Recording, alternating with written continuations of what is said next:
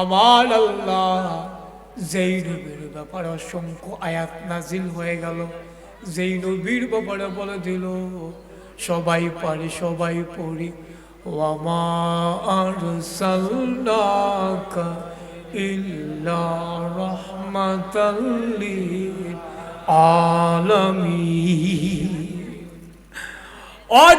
বলেন মুসলমান, আমার আল্লাহ কুরআনুল কারীমের ভিতরে বলে দিলেন আমার নবী বলেন তিনি হলেন রহমত। বলেন সুবহানাল্লাহ। তিনি গোটা জাতির এবং গোটা দুনিয়ার জন্য রহমত। সুবহানাল্লাহ। ও মুসলমান, কেমন নবীর উম্মত হইলাম একবার বাবা টের পাইলাম না রে বাবা।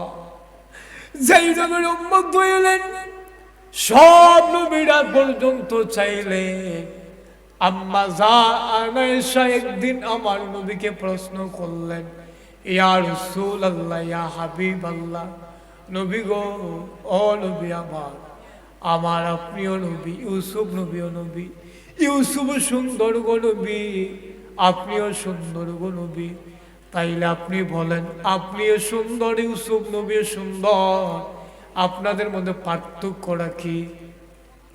আমার নবী মুস্কি হাসি দিয়া কয়, ও আয়েশা শোনো, আমার ভাই ইউসুফ নবী, আমিও নবী হইলাম নবী, আমার ভাই ইউসুফ সুন্দর, আমিও সুন্দর, আমি হইলাম ইউসুফ নবীর নবী। সুবহানাল্লাহ। সুবহানাল্লাহ বলবেন না? সুবহানাল্লাহ।